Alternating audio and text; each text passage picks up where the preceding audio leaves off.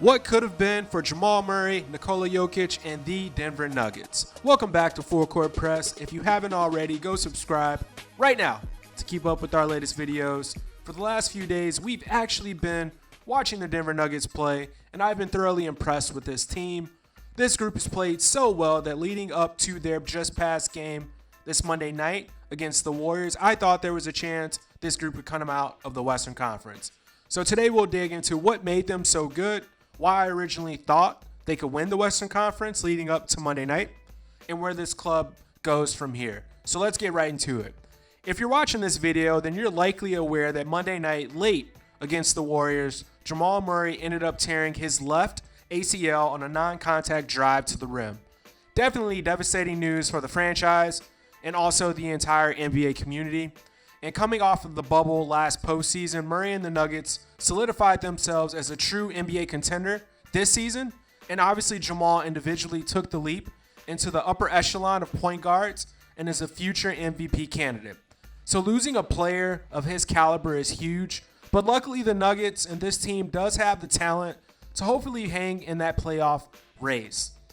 So this past NBA trade deadline, the Nuggets went for it. They went out, they picked up a disgruntled Aaron Gordon from the Orlando Magic and added to their young plethora of talent. Essentially, Gordon stepped right into that pass role of Paul Millsap, where Millsap has been an extremely productive pro with a strong career. He's made a ton of money, but he is a role player at this point and a guy that they're bringing off the bench to produce as part of the second unit. So Aaron Gordon is much younger, much more athletic, really motivated to be in a winning situation and to win basketball games. And when they went out and got him, a lot of folks who already knew how good the Nuggets were, when you add in Aaron Gordon to that mix, then many felt that move would put them over the top, including myself. I think Aaron brings a huge wing, a great front court defender who can pick up the guards, he can pick up the wings and bigger forwards, and can really just guard the best offensive player on the opposite team night in and night out.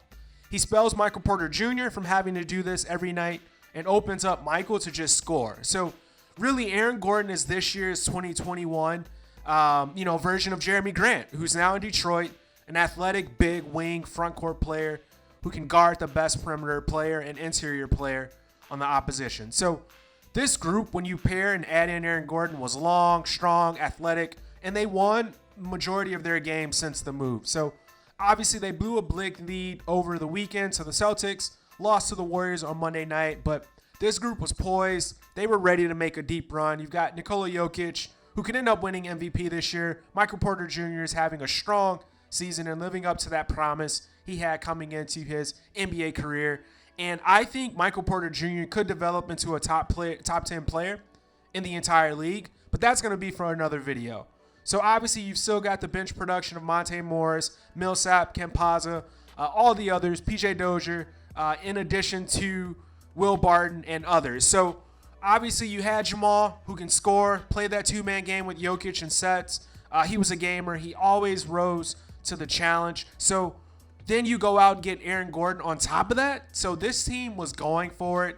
All seemed to be going well. They were trending in the right direction, which was upward. They had that continuity coming off of last season, and all seemed to be great until Monday night happens. And really, with about 1 minute left, Murray went down on a drive, non-contact. He'd been dealing with some knee soreness in the actual right knee and missed a handful of games leading up to this one on Monday. So he ends up injuring his left knee. He goes down opposite knee, as we mentioned, than his right one from before. And this was a huge, huge blow.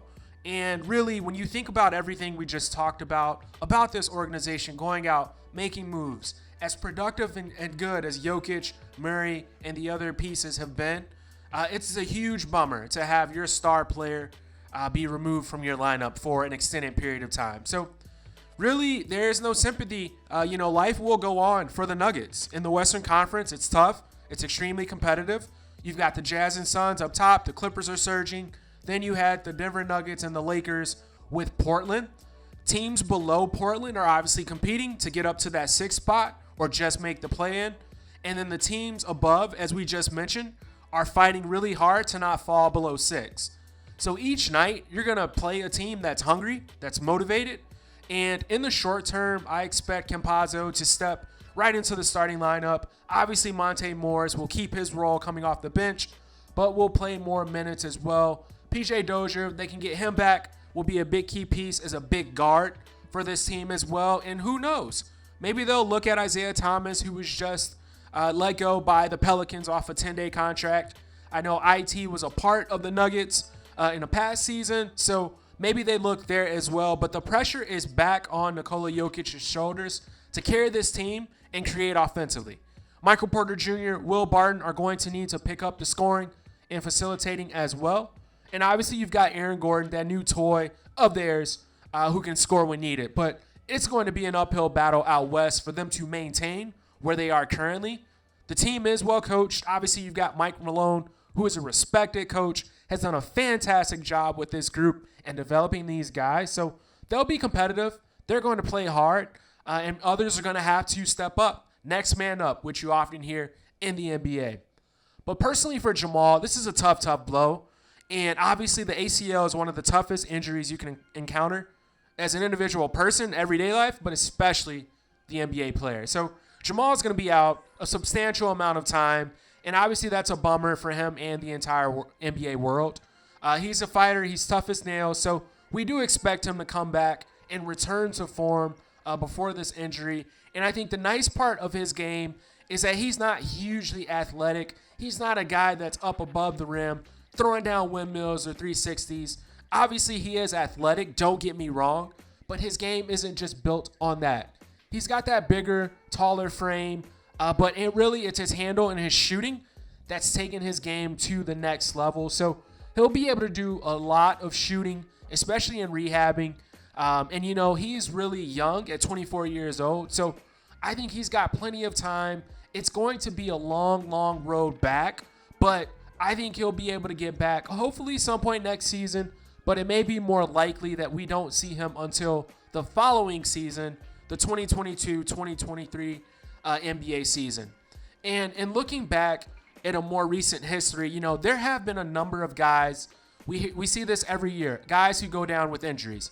Knee injuries, who are currently out. You've got Klay Thompson, obviously, who was out, got injured in the NBA Finals, rehabbed his way back, and then suffered another lower leg injury. But he looked pretty good as far as what reports mentioned of him getting back from the ACL.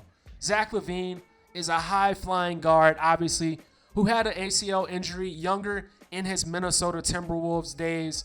Zach was just recently an NBA All-Star. He's performing at an extremely high level. So I think Jamal Murray, when you directly compare it to those two players, obviously favors more Klay because of the way he plays below the rim, the way he shoots it. Zach LaVine's a high flyer, a skywalker, as Stephen A. Smith would say. Derrick Rose. Derrick Rose is another, the pride of Chicago. Obviously suffered from a torn ACL late, very similar to Jamal Murray, from a late in a game standpoint. And although Rose's path was very lengthy, that was due to other injuries in addition to the ACL. But when you look at Derrick now, Derrick is productive. He's still explosive.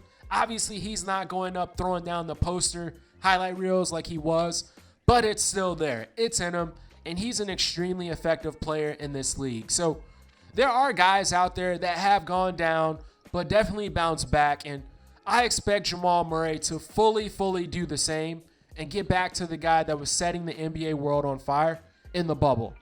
Our thoughts, our prayers are with Jamal. We hope to see him back as soon as possible.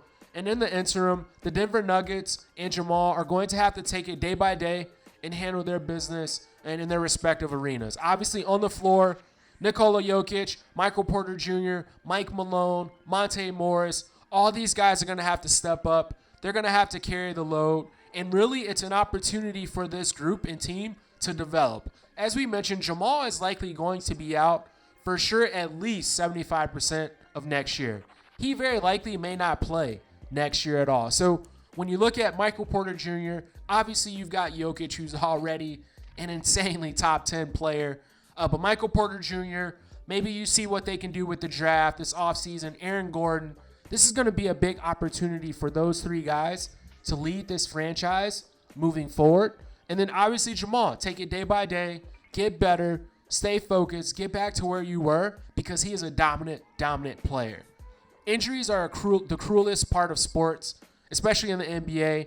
It's no different there. And I think this injury to Jamal Murray that took place Monday night did directly affect what team will come out of the Western Conference this postseason. So comment below if you think the Nuggets will be able to hold serve where they are and still make the playoffs without Jamal. Jamal, when you see this video, you got this. You'll be back better than ever, and it's just a minor setback for your major comeback. So go subscribe, and we'll see you back next time.